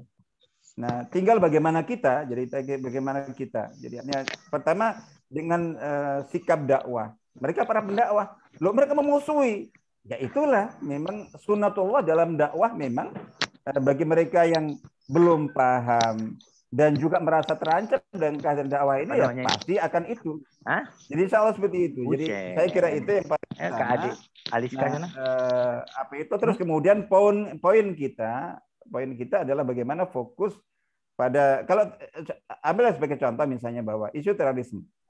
Ketika yang mengangkat dan menggaungkan itu adalah dari kalangan di luar Islam, dari Barat, apalagi dari mereka-mereka yang memang dikenal benci kepada Islam, itu jangan kita berpikir terus kemudian jangan terlalu benci kepada Islam dong gitu.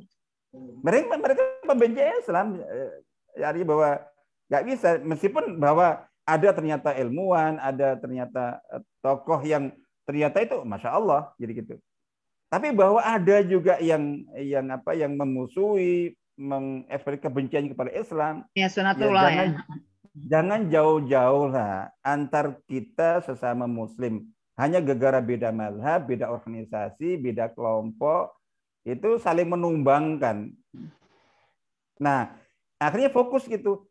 Ketika tokoh-tokoh atau mungkin baik pemimpin politik atau pemikir Barat itu terus menggaungkan terorisme seperti itu.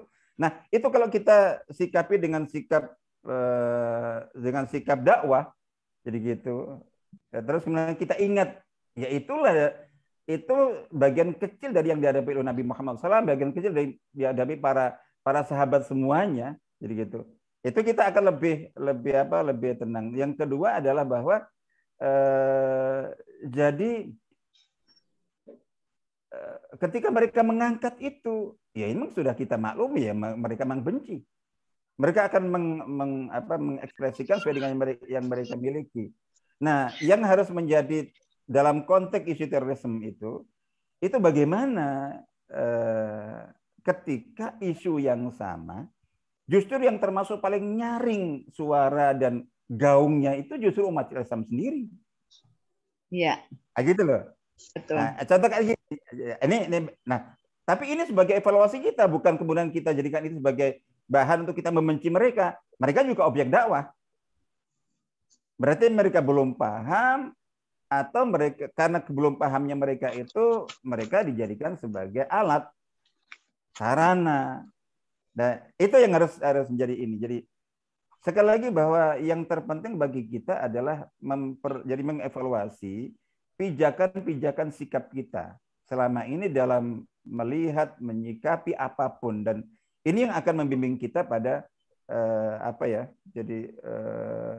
pada jalan yang tepat. Jadi isu apapun ini itu ketika pijakan kita tepat, dan ini mudah-mudahan salah satu yang menjadi prioritas utama kita dalam diskusi-diskusi kita. Itu meng-clearkan, meluruskan, dan memperjelas ini kita ya sikap kita itu proporsional. Salah satu dalam konteks ini itu adalah karena ini yang masih sering rancu yang belum jelas, itu adalah dalam kita menyambungkan, menggabungkan, dan menjembatani ada antara idealita dan realita. Jadi artinya bahwa umumnya kalangan aktivis pergerakan itu orientasi idealitanya terlalu berlebihan. Jadi, nah dengan dominasi pola pikir idealistis yang berlebihan seperti itu dalam menyikapi realita itu sering tidak realistis. Jadi ada waktu di mana kita perlu idealistis, Tapi dalam mayoritas sikap dan aksi kita itu idealisme itu sebagai ruh, idealisme itu sebagai pijakan, idealisme itu sebagai motivasi. Tapi dalam kita bergerak itu mayoritas harus lebih realistis. Kaum bergerakan itu tidak. Jadi bahwa makanya ketika mengangkat tema fiqhul waqi, jadi sangat penting sekali dan sangat terkenal sekali. Tapi sebetulnya kaum pergerakan aktivis Islam yang sangat akrab dengan tema fikih realitas itu kalau kita pelajari, kalau kita detaili, sebetulnya mereka itu justru termasuk yang paling awam dengan fikih realitas itu. Jadi rata-rata kajian mereka, kajian kita selama ini itu baru selesai pada dua subtema utama fikih realitas. Yang pertama adalah definisi fiqhul waqi. Yang kedua ahamiyatu fiqhul waqi, urgensi fiqhul waqi. Tapi goal kita belajar fiqhul waqi apa itu masih rata-rata masih nol. Nah, akhirnya dalam menyikapi waqi seperti ada isu-isu seperti ini itu kita masih lebih banyak gagapnya. Insyaallah. Saya kira itu insyaallah. Barakallahu fikum. Jazakallah khair Ustadz Muzaffar. Tanggapin sedikit Mas Rahman. Ya, alhamdulillah Ustadz Muzaffar mengingatkan tentang standing position gitu. Posisi berdiri kita gitu, pijakan kita. Jadi kita memiliki basirah Islamiyah itu untuk persepsi untuk melihat segala sesuatu itu dengan jernih, dan itu menurut saya yang disampaikan oleh Imran Khan, Perdana Menteri Pakistan, dan Presiden Turki Erdogan di forum PBB. Jadi mereka menerangkan kenapa umat Islam tidak bisa nabinya dihina gitu. Mereka menerangkan kenapa harus ada labeling Islamic radical terrorism, padahal tadi terorisme itu ada di semua agama. Terrorism has no religion, seperti itu. Jadi itu menjelaskan hal seperti itu. Ya, bahwa memang di satu segi pasti musuh terus melakukan framing ya, tadi Ustadz mengatakan. Jadi kalau kita lihat sebenarnya hadis yang tadi sempat saya bacakan tadi adalah jelas bahwa memang Barat itu memiliki jealousy gitu, kecemburuan, karena umat Islam itu tadi populasi Muslim itu banyak, kekayaan alamnya juga Allah karuniai banyak ya. Kemudian punya agama yang terus bertumbuh akan menjadi the largest world religion gitu di 2070. Tadi profesor tadi mengatakan. Nah, itu yang membuat terus terjadi upaya untuk memframing umat Islam karena jealousy tadi, karena kecemburuan, karena hasad gitu. Nah, karena itu menurut saya salah satu solusinya juga yang memang umat Islam harus terus menimba ilmu. Jadi benar ucapan Imran Khan tadi juga buat umat Islam di seluruh dunia, bukan hanya untuk Barat yang membenci Islam, tapi buat siapapun termasuk umat Islam yang juga ya di Indonesia juga banyak bahasan Islam radikal gitu ya. Mudah-mudahan kita meningkatkan ilmu kita gitu, kemudian ya banyak umat Islam jadi lebih kaya gitu, dan kemudian kekuatan militer, dan moga-moga solidaritas. Ini ada pertanyaan dari Ibu Maryam, apa dijawab atau mau langsung ke Pak Tarwadi? Ada yang ke tangan dari tadi. Oh iya. Oke. Ya, terima kasih Bu Sita tanggapannya, begitu juga kepada Ustaz Muzaffar ya. Dari tadi saya perhatikan ada yang ke tangan dari Bali nih. Oh, siapa? Saya kasih kesempatan ya, Ustaz Anang. Ustaz Anang. Dari Kalimantan ya, juga. Silahkan. Kalimantan. Dari Bali dulu, dari Bali baru nanti ke Kaltim. Oh, inilah Bali nih. Banyak turis. Silakan Ustaz Anang. Assalamualaikum warahmatullahi wabarakatuh. Waalaikumsalam warahmatullahi wabarakatuh. Sebenarnya nggak angkat tangan dari garu-garu aja. Sensitif Mas Rahman nih memang. Ya. Melanjutkan apa yang disampaikan Ustadz Muzaffar tadi, bahwa masalah pensikapan kita terhadap isu-isu Barat. Kalau kita perhatikan bahwa umat Islam itu terbelah menjadi dua kutub yang sangat ekstrim. Satu kutub yang betul-betul anti Barat, Sehingga apapun yang dari sana mesti harus disikapi dengan sikap negatif. Tapi satu kutub yang lain, bahwa betul-betul barat minded. Apapun yang dari barat harus diterima. Nah, kita ini sebaik-baik sikap tentunya adalah sikap yang wasatiyah. Sikap yang ada di tengah-tengah. Karena kalau kita perhatikan juga bahwa kemudian Allah Subhanahu wa taala juga membimbing kita itu untuk sikapnya juga sikap yang ada di tengah-tengah terhadap persoalan ini ya. Makanya di dalam surat Mumtahanah itu Allah mengatakan a'udzubillahi minasyaitonirrajim la yanhakumullahu 'anil ladzina lam yuqatilukum fid-din wa lam yukhrijukum min diyarikum an tabarruhum wa tuqsitu ilaihim innallaha yuhibbul muqsitin. Artinya bahwa dalam hal ini Allah Subhanahu wa taala untuk mereka-mereka yang betul-betul tidak memiliki sikap permusuhan, kita justru kemudian diberikan ruang oleh Allah Subhanahu wa taala untuk berbuat baik kepada mereka, antabarruhum wa tuqsitu ilaihim, dan juga kemudian bersikap secara adil kepada mereka. Sementara pada sisi yang lain ketika kemudian mereka memberikan sikap yang berbeda, Allah juga memberikan kemudian respon yang juga sama dengan apa yang kemudian di ayat yang pertama tadi. Innama yanhakumullahu 'anil ladzina qatilukum fid-din. Kemudian wa akhrajukum min diyarikum wa dhaharu 'ala ikhrajikum an tawallawhum. Wa may yatawallahum fa ulaika humudz dzalimun. Saya pikir ini juga suatu sikap yang mesti juga harus ditunjukkan. Makanya saya katakan tadi bahwa kita ini berada pada sisi yang wasatiyah, yang adil, yang ada di tengah-tengah. Kalau mereka tidak melakukan permusuhan, maka sikap kita juga harus baik dan adil pada mereka. Nah, kalau mereka kemudian melakukan permusuhan, ya kita tidak boleh berkolaborasi dengan mereka. Gitu. Nah, inilah yang kemudian mesti harus dibangun di tengah-tengah kita dan juga kepada umat ini, agar kemudian tidak terlalu fobia terhadap Barat, juga kemudian tidak terlalu bahwa kemudian istilahnya ya Barat minded begitu. Sikapnya harus proporsional. Gitu. Oke. Jazakallah khair. Kalau satu sedikit bahwa kemudian bahwa ketika hal yang kondisi seperti ini muncul, mestinya kita ini memang harus lebih banyak melakukan dialog peradaban. Kalau kita dialog antar peradaban. Ya, dialog antar peradaban dengan mereka. Peradaban Islam disampaikan kepada mereka. Mungkin mereka berangkat seperti yang dikatakan oleh Ustaz Mudzaffar tadi, ya karena visi kita ini visi dakwah, ya harus menyampaikan kepada mereka.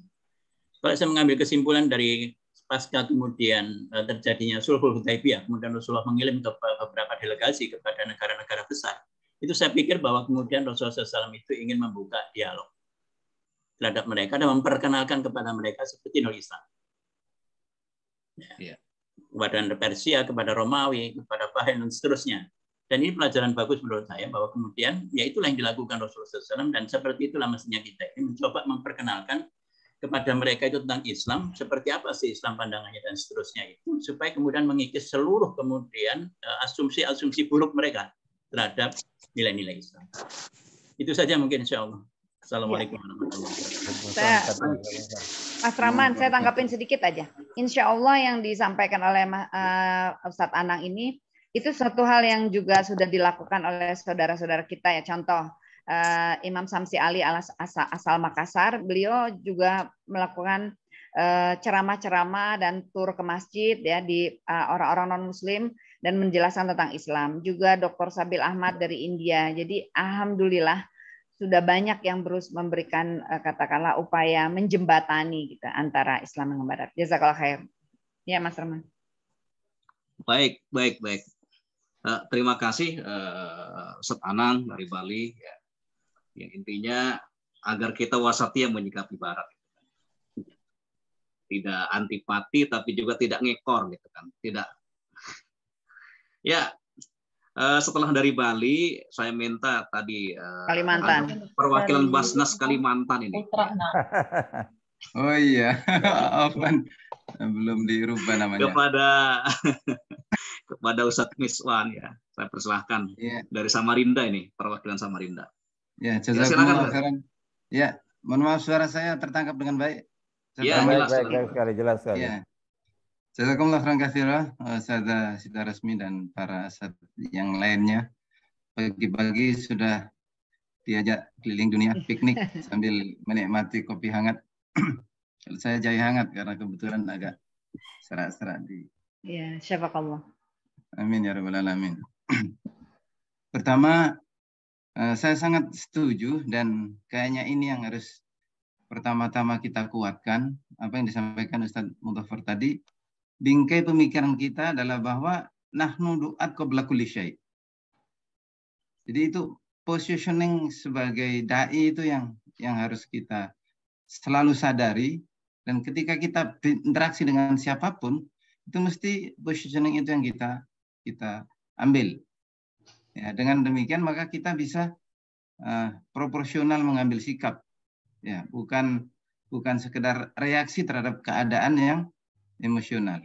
Itu yang pertama mungkin. Nah, kemudian yang ingin kita perlukan lebih lanjut dari forum ini adalah bagaimana gambaran besar pergerakan Islam terhadap arus pemikiran dan pergerakan dunia yang ada ini. Kita ini pada posisi mana dalam arus pemikiran yang ada? Karena menurut saya dengan gambaran besar ini kita bisa tahu, gitu. Kita harus bagaimana kita mensikapi. Karena memang arus pemikiran kan luar biasa ini.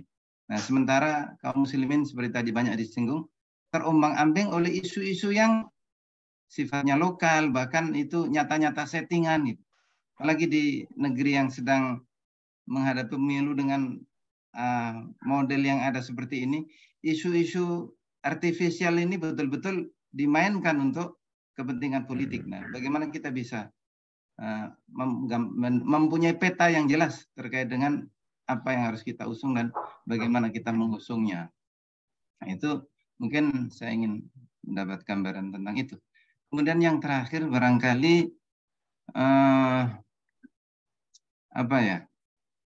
agenda kita sebagai gerakan Islam atau sebagai para duat yang mengusung misi besar ini, itu apa yang semestinya menjadi isu-isu utama kita untuk kita gaungkan.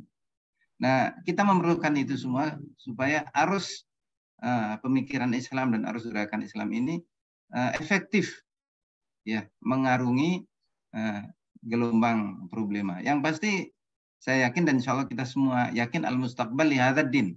Ya, tapi kalau gambaran al-mustaqbal li hadzal dinnya itu enggak nyata, barangkali juga akan sulit bagi kita untuk bergerak. Gitu.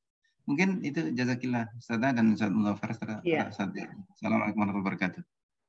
Waalaikumsalam. Gimana Mas Rahman, langsung Pak Gunawan atau ditanggapin dulu? Saya nanggapin dikit, nanti mungkin Ustaz Mudhafar. Nanggapin nanti aja ke lebih ya, sekaligus ya.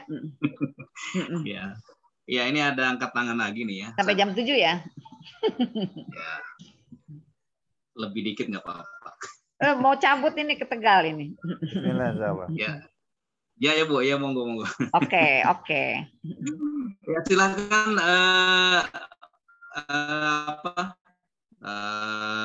Pak Gunawan ya dari Bali ya. Pak Gunawan, lalu kita nanggepin yang chat ya. Ada dari Bu Mariam dan Bu Ani. Bu Ani ini dari Golkar ini, teman saya. Yang angkat tangan ada 2 ini, ada Kang Hada sama Pak Gunawan. Pak Gunawan dulu silakan. Ya, alhamdulillah. Assalamualaikum warahmatullahi wabarakatuh. Waalaikumsalam warahmatullahi wabarakatuh. Jelas suara saya? Jelas. Alhamdulillah. Tadi mendengarkan para autor berbicara, ini luar biasa, guru-guru saya semuanya ini, Bu Dr. Sita yang selalu saya ikuti di forum knowledge manajemennya, Ustaz Mudhafar, Ustaz Rahman dan para asatidz yang lain. Dari pembicaraan tadi saya menangkap beberapa realitas. Saya melihat realitas. Ada beberapa realitas yang kita jumpai. Saya juga menangkap sebuah usulan-usulan atau solusi, dan saya juga menangkap diksi-diksi tentang sebuah penyebab daripada sebuah realitas. Nah, ini saya akan membaca realitas yang disampaikan tadi, bahwa Islamophobia itu realitas yang sedang ada. Tapi bahwasannya di sisi lain ada yang juga tidak Islamophobia di London, di Rotterdam, di Amerika, dan ternyata bahwa sampai menjadi wali kota, menjadi pemimpin. Itu sebuah realitas juga yang perlu untuk kita baca. Dan juga realitas yang ada seperti disampaikan Ustadz Mudhafar, ada saja bahwasanya orang goalnya di selatan, nendangnya juga ke utara gitu. Sesama ini juga bermasa itu sebuah gol bunuh diri. Bukan gol bunuh diri, nggak terasa. Wahum yash'urun. Jadi mereka nggak sadar bahwa itu adalah merupakan satu gol bunuh diri. Ini sebuah realitas. Bahwa realitas yang lain ternyata Rotterdam, London, Amerika itu memang situasi dan kondisinya memungkinkan untuk mereka masuk. Mereka demokrasi, menjalankan undang-undang, dilindungi undang-undang, dan kemudian legal. Bahwa Muslim pun yang bahkan dari luar, tadi kan bukan asli kan gitu. Iya, migran. Iya, migran mereka. Ternyata bahwasanya situasi politik yang ada di situ memungkinkan. Tapi bisa jadi bahwa suatu negara yang dikatakan demokratis, tapi sebenarnya prakteknya otoriter, yang di situ Islam menjadi sulit untuk berkembang. Justru ada yang seperti itu. Nah, ini semua adalah sebuah realitas.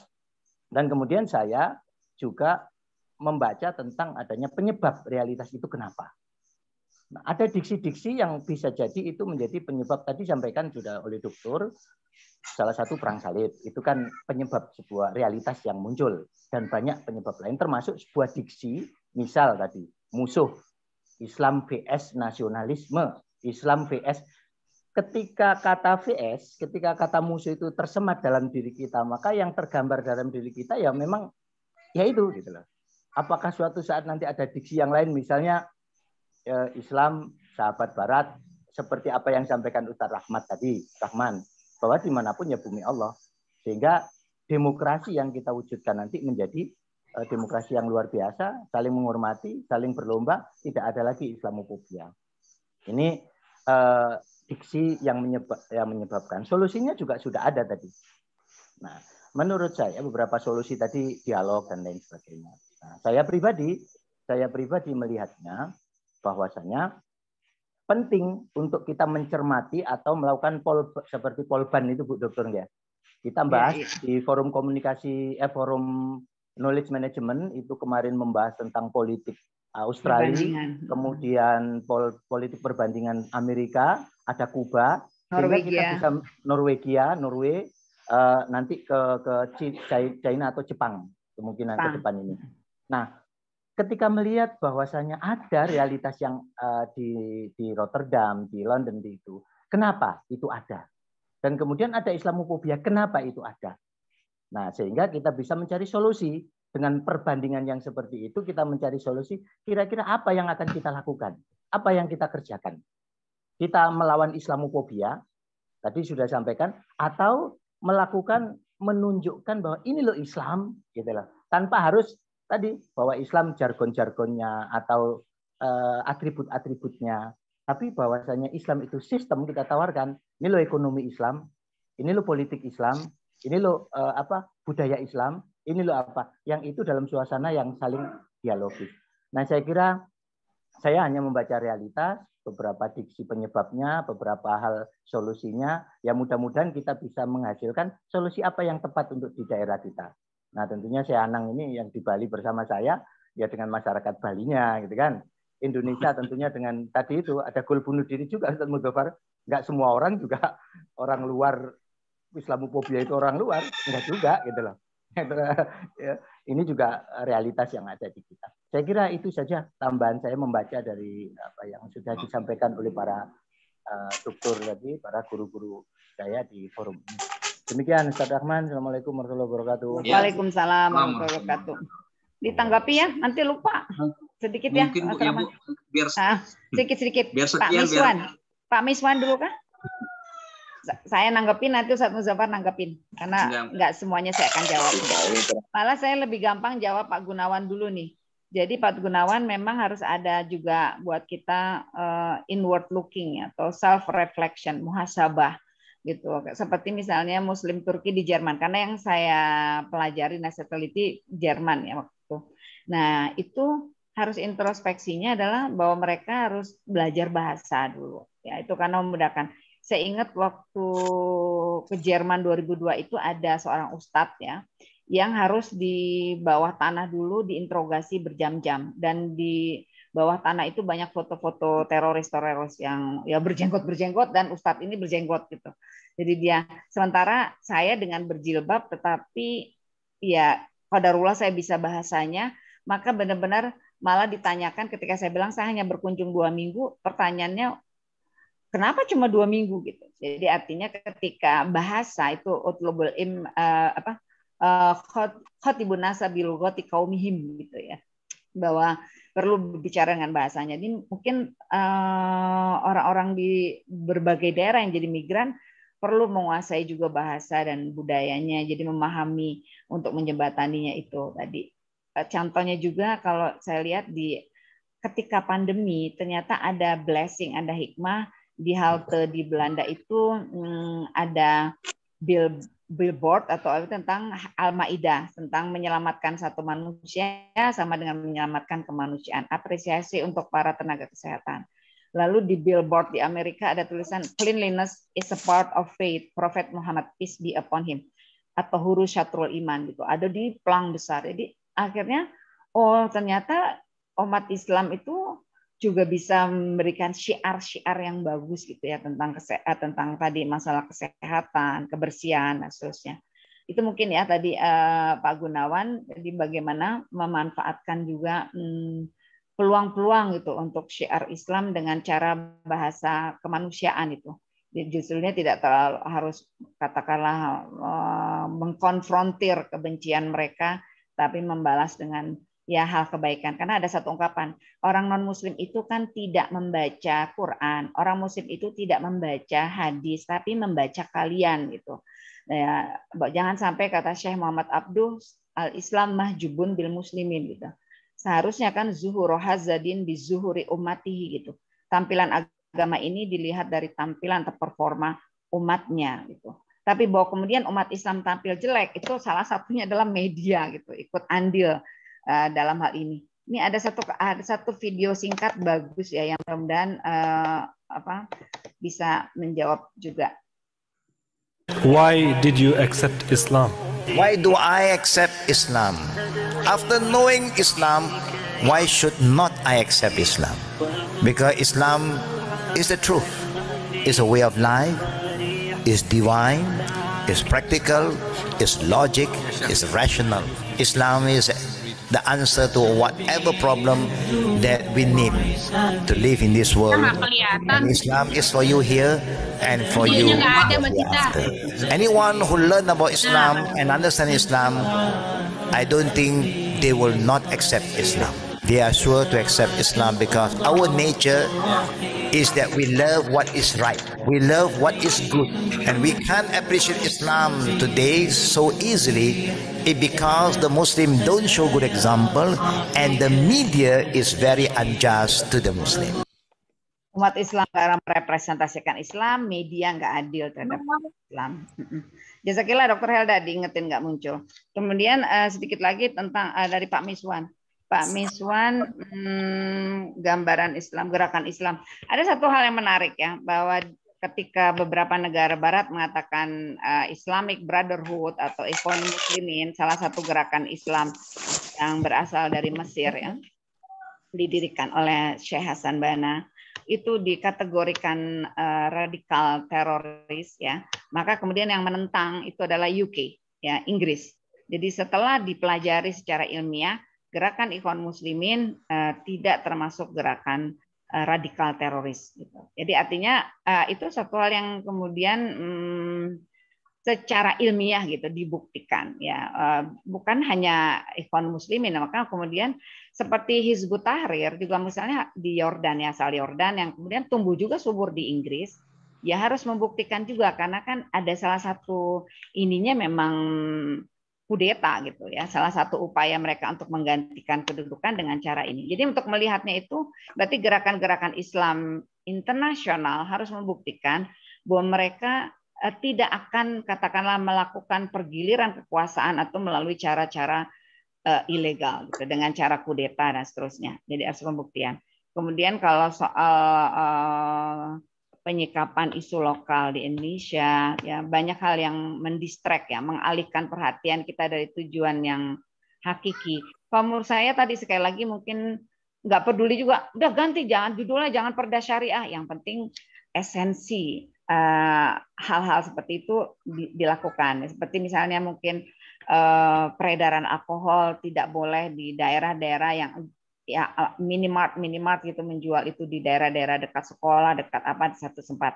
Cuman nggak dijudulin dengan perda syariah, tapi kemudian jadi sekali lagi mungkin berjuang dengan lebih elegan, dengan lebih dengan ada unsur wisdomnya seperti itu. Kemudian juga soal polarisasi menjelang pilpres segala macam. Menurut saya umat Islam juga saya berharap tidak reaksioner juga, artinya kemudian tiba-tiba mengusung-usung satu ini dengan hebohnya gitu ya, satu capres atau apa, karena kemudian ya khawatir kembali umat Islam akan kecewa kayak gitu. Jadi harus lebih bijaksana, dan Anda ya para dai kita semua para dai yang tugas mengedukasi umat. Apa Ustadz tadi Ustadz Muzaffar bicara? Ya, Ustadz bisa ditanggapi lagi. Enggak, tadi fokusnya kita lebih berjuang dengan orientasi substansi. Iya, Ustadz, betul. Substantifnya gitu. Ini apa itu sangat penting sekali dalam semua. Kalau yang sering saya ingatkan itu bahkan dalam konteks akidah, dalam konteks berislam, dalam konteks berdakwah itu ya energi kita rata-rata habis oleh tema-tema persoalan-persoalan yang sangat tidak substantif. Iya. Jadi sehingga akhirnya yang substansi yang jadi korban. Apa yang menanggapi? Itu ya para dai sendiri juga punya peran besar dalam konteks itu. Yang umat kan harus dibimbing. Jadi insya Allah begitu. Oke. Ya, Bapak dan Ibu sekalian, ya. Itu Mas Rahim. Ada dokter nih, Mas Abdurrahim, Dr. Abdurrahim. Iya, bentar dulu. Ada moderator dulu. Ada moderatornya ini. Iya, namanya maaf dokter ya. paling semangat ini. Maaf ya, Mas Rahman. Ya, Bapak dan Ibu sekalian. Kita sudah mendengar beberapa tanggapan, pemaparan, sharing dari Bapak dan Ibu sekalian ya. Kalau tadi ada perwakilan dari Bali, dari Samarinda, kemudian dari Surabaya, Depok. Kita dari Depok ini, kita ingin mendengar pandangan paradigma perspektif dari anak muda ini. Anak muda ini, milenial. Senior milenial. Senior milenial. Istilah apa ini? Ustaz Abdurrahim. Masuk pijakan tauhid sangat penting sekali. Ya, silahkan. Ya, Islam substantif. Assalamualaikum warahmatullahi wabarakatuh. Waalaikumsalam warahmatullahi wabarakatuh. Terima kasih Mas Rahman, Ustaz Rahman, Saudara Resmi, Ustaz Muzaffar, dan Bapak Ibu sekalian. Terkait ini saya teringat dengan dua karya yang ditulis oleh Tariq Ramadan terlepas kasus yang menimpa beliau ya di ujung karir beliau. Beliau itu punya buku To Be European Muslim. Juga punya buku Tariq siapa? Tariq siapa? Tariq Ramadan. Oh, Tariq cucunya Sanbana. European Muslim dan kemudian juga Western Muslim kalau nggak salah. Dari dua buku itu ketika saya coba baca ada satu gagasan begini. Ketika orang Eropa masuk Islam atau mereka keturunan imigran yang lahir di Eropa, rata-rata atau ada satu paradigma berpikir bahwa mereka itu sudah punya persepsi terhadap diri mereka bahwa diri mereka adalah imigran. Misalnya mereka yang dari Aljazair, mereka dari Turki, mereka merasa bahwa meskipun mereka lahir di Turki, lahir di Eropa, kemudian juga jinsiah atau kewarganegaraannya adalah Eropa, tetapi secara taste, secara mindset, secara emosi itu terikat dengan Turki, bahwa saya orang Turki, saya orang Aljazair. Ini menjadi barrier bagi mereka ketika membaur dengan orang-orang Eropa. Maka gagasan dari Tariq Ramadan itu adalah ketika Anda lahir di Eropa, Anda adalah warga negara Eropa, maka Anda adalah beragama Muslim, bahwa Anda adalah Muslim Eropa dan Anda bukan imigran, Anda bukan Turki dan Anda bukan orang Aljazair. Karena kewarganegaraan Anda dilahir di situ dengan kultur dan budaya dan seterusnya. Maka paradigma ini yang harus dihadirkan dalam diri mereka, sehingga mereka dalam pergaulan dengan non-Muslim, dengan sesama warga negara, meskipun berbeda kulit atau berbeda ras misalnya, tetapi saya lahir di Eropa loh, saya lahir di misalnya di negara-negara, meskipun dia adalah minoritas, tetapi saya adalah warga negara ini, lahir di sini, ini dan seterusnya. Maka ini yang perlu dihadirkan, sehingga ini yang sebenarnya akan mencairkan hubungan antara Muslim dengan non-Muslim. Kalau selama mereka dicap sebagai pendatang, maka itu akan terus menjadikan barrier di antara mereka. Tapi dari bacaan itu saya juga bisa mengambil kesimpulan, mengambil pelajaran terhadap para aktivis Muslim yang secara apa istilahnya mazhab madrasahnya diambil dari Timur Tengah. Mereka menggunakan mindset dan tes Timur Tengah. Ini bukan berarti kita menghilangkan nalar kritis kita terhadap budaya-budaya yang memang perlu kita seleksi. Contohnya adalah kalau kita lihat misalnya emosional kita ketika misalnya konflik antara Saudi dengan Turki dan seterusnya, kita kan di antara teman-teman ini misalnya ada yang pro Saudi, ada yang pro Turki, ini emosionalnya itu seakan-akan terbawa bahwa mereka bagian dari mereka, maksudnya seakan-akan warga negara. Itu nggak ada menjadi masalah, tetapi kalau kemudian itu menghilangkan gambaran kita bahwa saya orang Indonesia, saya Muslim Indonesia, saya memiliki jiwa dan Indonesia ini adalah saya adalah Indonesia. Sehingga ini yang penting kita hadirkan sehingga tidak ada barrier. Begitu juga ketika kita non-Muslim atau kemudian ketika kita sebagai seorang pemimpin, bahkan terhadap kalangan Syiah misalnya, bahwa dia itu adalah warga negara Indonesia, punya hak sebagai warga negara. Adapun persoalan perbedaan mazhab antara Syiah dengan Sunni perlu kita komunikasikan dan itu didelegasikan kepada para ulama, mereka yang memang bertugas menyelesaikan persoalan itu.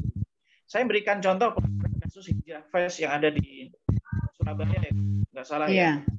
Ini kan sebenarnya mencederai demokrasi. Terlepas kita berbeda pandangan atau dia itu Salafi atau bukan Salafi, tetapi setiap warga negara itu mempunyai hak yang sama untuk membuat acara, membuat kegiatan, selama itu tidak mengganggu ketertiban umum. Dan ini tugasnya adalah jangan sampai kemudian persoalan-persoalan yang sifatnya keagamaan ini tidak bisa didialogkan itu sehingga kekerasan. Maka pihak keamanan ini, contohnya adalah kepolisian itu tidak perlu terlalu masuk dalam wilayah yang sifatnya keagamaan, itu bisa juga akan berbahaya. Contohnya misalnya satu kelompok ormas tertentu menolak, kemudian kepolisian langsung membuat larangan. Perlu dikomunikasikan, didialogkan, dan seterusnya didudukkan permasalahan. Nah, tapi juga perlu menjadi catatan bagi kalangan aktivis yang memang dia ini mazhabnya ya, mazhab fikirnya. Ya semuanya sebenarnya kan berasal dari Timur Tengah ya, NU, Muhammadiyah dan semuanya kalau kita cek ya mazhab Syafi'i juga dari Timur Tengah, mazhab yang lainnya juga dari Timur Tengah. Tapi sekarang ini kan seperti ada mengkotak-kotakan. Ini lahir di Indonesia, ini bagi mereka yang madrasahnya adalah madrasah dari mengambil yang saat ini eksisnya mungkin secara usia, misalnya Ikhwan dengan dengan NU atau Muhammadiyah ya, itu kan artinya sebenarnya satu zaman lah, satu generasi. Iya. Artinya itu kan bisa menjadikan gap seperti saingan. Maka perlu sebenarnya ketika seseorang mengikuti mazhab Timur Tengah, misalnya secara asas madrasahnya, perlu kita lihat mana yang tes-tes Timur Tengah, tes-tes yang kemudian ini perlu kita ini kritik juga bagi Pak dari Timur Tengah misalnya. Itu kan seakan-akan gaya-gayanya sudah gaya Saudi, semuanya di mana yang budaya, mana yang kearifan lokal itu tidak disaring. Pokoknya semua yang dari Timur Tengah seakan-akan itu adalah bagian dari agama. Mungkin ini yang di antara ide yang disampaikan Dr. Tariq Ramadan yang perlu mungkin bisa menjadi masukan kita bersama. Ya, jazakallah khair. Mungkin saya nambahin sedikit ya. Di 2002 tuh saya pernah mengisi di Belanda. Tapi memang ini satu hal yang bisa bagus, bisa negatif ya, pandangan Tariq Ramadan ini. Karena gini, ketika saya mengisi pengajian orang tuanya, bapak dan ibunya gitu, anak-anak mudanya yang lahir di Belanda sangat kebelanda-belandaan. Jadi mereka di luar tidak ikut di dalam forum pengajian di dalam, ya juga nggak ikut sholat berjamaah, dan pergaulannya bebas. Seperti itu, banyak laki perempuan yang ini. Jadi satu segi memang kalau pengen istilahnya menjadi orang Eropa, tercerabut dari akar nenek moyangnya, kemudian akhirnya bisa berubah jati diri juga. Jadi memang menjaga takarannya ini yang harus pas, karena pendekatan lain dari harus proporsional. Wilkim Lika mengatakan bahwa sekarang ini dia justru melakukan kritik terhadap Barat ketika Barat itu minta agar migran itu melebur gitu dalam segala hal gitu, bukan hanya bahasa ya, tapi juga lifestyle-nya, jangan pakai cadar lah, jangan pakai ini jilbab. Itu Wilkim Lika mengatakan bahwa kecenderungan tren dunia saat ini adalah justru negara multikultural. Jadi satu negara boleh di dalamnya itu terdiri dari multikultur karena berasal dari multi countries seperti itu. Jadi mungkin masukan Mas Abdurrahman, Dr. Abdurrahman ini baik ya. Kita bersyukur bahwa memang paling tidak mencoba untuk beradaptasi, bukan mengadopsi bulat-bulat, beradaptasi. Mana hal yang tidak melanggar akidah, mana hal yang tidak melanggar syariat, mereka bisa kemudian menyesuaikan diri dengan kultur yang ada di situ. Seperti itu, Mas. Ya. Itu yang dimaksudkan yang begitu, Bu. Iya, sip. Beradaptasi tapi tidak tercerabut dari akar. Iya, itu sih tidak tercerabut dari akarnya. Ya. Oke. Ya, baik, tadi ada pertanyaan di chat ya. Perlu ditanggapi nggak? Perlu ditanggapi dong. Iya, kasihan ibu-ibu. Ibu-ibu nggak mau bicara langsung, jadi nulis semua. Saya bacakan dua pertanyaan. Pertama dari Bu Mariam nih. Merujuk pada kasus di Jerman di mana warga aslinya cemburu pada migran Turki, maka apakah sama kejadiannya dengan Indonesia? Mana warga kita cemburu pada migran Cina atau yang lainnya yang hidup lebih makmur dan sejahtera dari warga asli. Saya tambahkan sejahtera ya. Padahal mereka bekerja dengan tidak menjadi PNS, tapi lebih memilih menjadi pengusaha. Ini pertanyaan yang pertama. Yang kedua dari Bu Ani ya. Bu Sita, mohon pandangan dari Ustadz dan Bu Sita terhadap narasi moderasi beragama yang begitu kencang digaungkan oleh pemerintah kita belakangan ini. Terima kasih sebelumnya. Ya, yang pertama Bu Ani ya. Bu Mariam. Jadi memang Samuel Huntington juga merinci bahwa Islam menurut dia memiliki 4 subkultur. Subkultur Muslim menurut dia ya, tesis dia. Subkultur Muslim Melayu, subkultur Muslim Arab, subkultur Muslim Turki, subkultur Muslim India. Ya, garis bawah ternyata memang walaupun sama-sama Muslim, watak antara orang Turki dengan Melayu aja cuma udah beda. Jadi mirip-mirip China overseas sebenarnya. Jadi di mana tempat di Jerman, di Belanda, di Korea, di mana itu masjid-masjid Turki di mana-mana. Dan mereka di samping masjid langsung bikin toko kebab. Langsung ya seperti jadi klaster Muslim di situ, termasuk di Itaewon yang kemarin kejadian itu ya di Korea seperti itu.